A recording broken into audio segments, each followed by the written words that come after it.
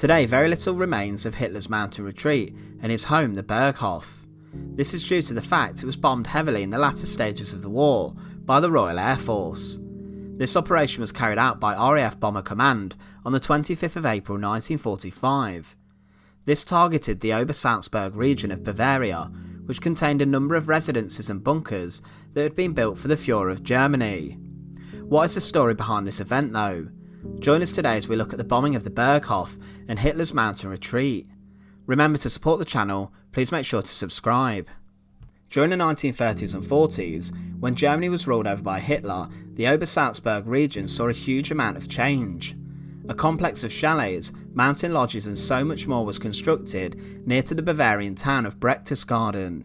Even an experimental farm was built in this region.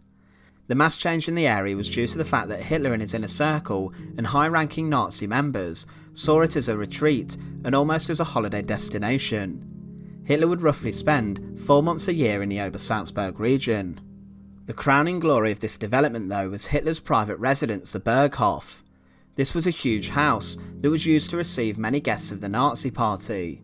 Inside here, Hitler would receive some of the world's leading politicians, including Benito Mussolini, Neville Chamberlain, and even the Duke of Windsor Edward VIII, who had previously abdicated the British throne. In fact, the Berghof and Obersalzberg region even formed part of the plan for Operation Foxley, a secret assassination plan developed by the British for a sniper to kill Hitler, but more on this in another video.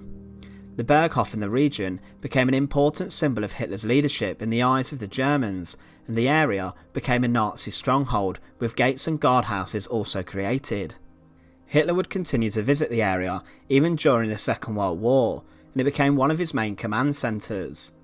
During the latter part of the conflict, he spent most of early 1944 there and left for a final time on July the 14th of that year. In response to intensifying Allied air raids, a sophisticated network of underground bunkers and tunnels was developed in Obersalzberg, and the area was even defended with anti-aircraft guns. The Allies had considered attacking the area for a while, and in June 1944, Allied intelligence received news that Hitler was directing resistance to D-Day or the Normandy landings from the Berghof. The Royal Air Force then developed a plan to attack the area, and this was known as Hellbound. The US Air Force began at this time to photograph the area, and the American 15th Air Force prepared flight routes to attack it from bases in Allied controlled areas of Italy.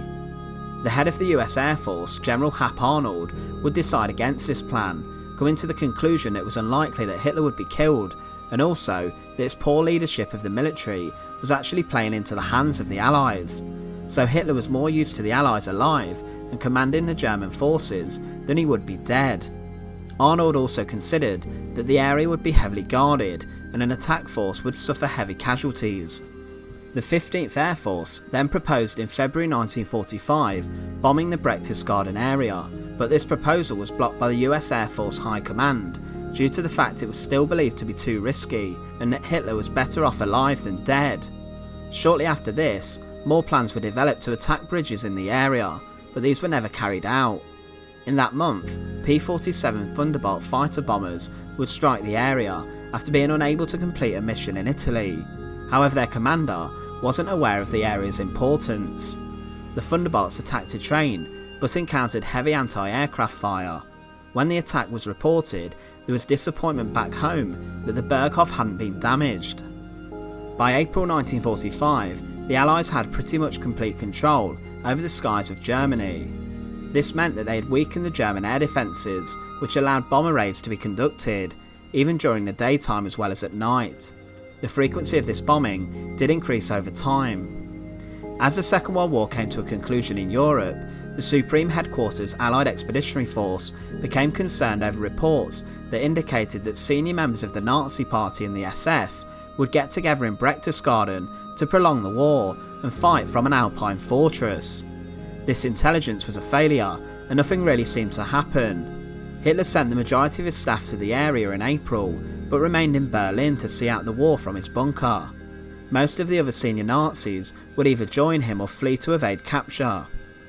The decision to conduct a bombing raid on Obersalzburg was made in April 1945. The attack was proposed by the head of Bomber Command, Air Chief Marshal Sir Arthur Harris, who was also known as Bomber Harris. He stated that the goal of the attack was to support the US forces who were advancing towards Munich, and that they would attack Berchtesgaden. Initially, the US Army opposed the attack, as they thought the rubble in the area would affect a possible battlefield, and it would be much easier for the Germans to defend. Historian Oliver Haller stated one reason why Bomber Harris wanted to conduct the attack was because of the widespread criticism he had faced for bombing raids on German cities, and he wanted it to be seen as a strategic attack and not unnecessary wanton destruction. Also, these raids could allow people to forget about the frankly embarrassing appeasement policies which were drafted and agreed to in the Berghof, for these policies caused so much misery to many across Europe. In the early hours of the 25th of April, the bomber crews were woken and briefed of their mission. The crews were told that several members of the German Nazi government were in the Obersalzberg region, and some were even told that Hitler was there. The attack forces took off from bases in the UK that morning and were made up of 359 Avro Lancaster bombers, accompanied by 16 de Havilland Mosquito light bombers, whose role was to guide the bombers using their oboe navigation system. The bombers were also escorted by 13 British fighter squadrons and 98 P-51 Mustang fighters from the 8th Air Force.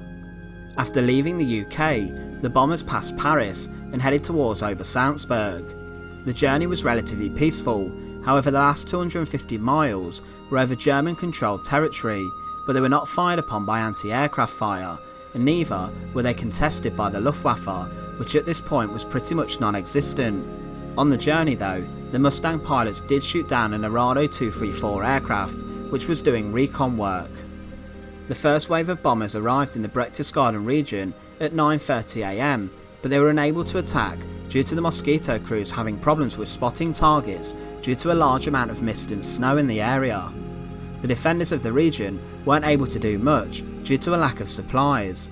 The detection equipment on the Mosquitoes also wasn't working due to the signals being blocked by the mountains, so the bombers delayed until the Mosquitoes marked their targets.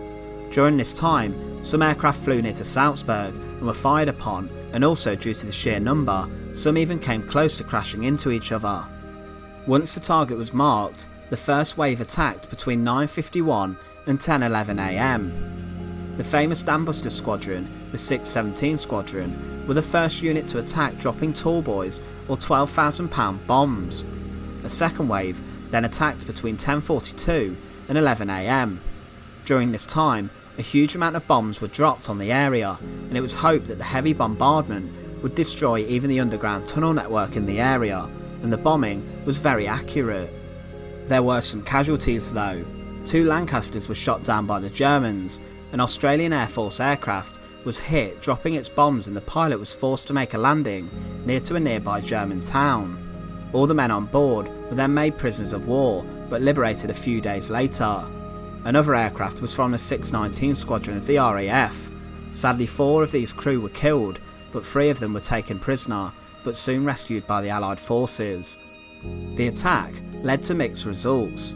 Of the primary assigned targets, the Kelstein House, or Hitler's Mountain Tea House, the Eagle's Nest, was undamaged, but the Berghof was damaged fairly by 3 bombs. The Waffen SS barracks and the nearby houses, owned by Hermann Goering and Martin Bormann, were completely destroyed. Most of the 3,000 people at Obersalzburg had sheltered in the bunkers below the complex, with 31 being killed, including several children. The underground bunker network was not seriously damaged, and the town of Berchtesgaden was also undamaged, with none of its population being killed or wounded. Also on the 25th of April, the US Air Force attacked transport infrastructure in the area.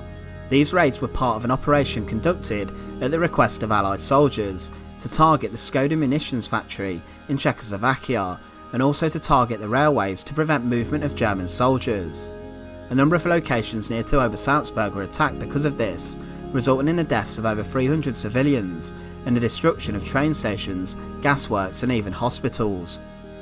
Following the raid, the Obersalzberg region was abandoned, and Hitler ordered SS personnel to destroy the Berghof before retreating.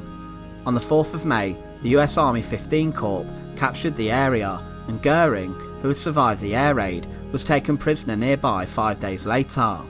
During the occupation of the area, American and French soldiers looted the area, including the ruins of the Berghof, to a huge extent due to its ties with the Nazi leadership.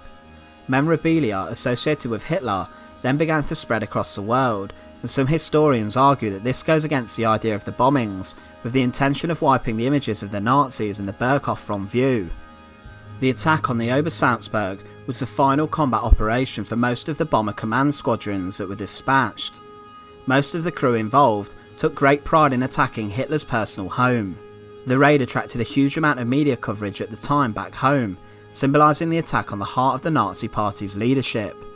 The area remained under control of the American army, with a recreation centre being established there for soldiers. However, the ruins of the Nazi-era buildings became a place for neo-Nazi pilgrimages, and to stop these occurring, the Bavarian government then destroyed the buildings on the 30th of April 1952, the 7th anniversary of Hitler's suicide in Berlin. We hope you've enjoyed this look at the destruction of the Berghof. To support the channel, please make sure to subscribe, and also check out some of our other videos on the Second World War. Thanks again for watching.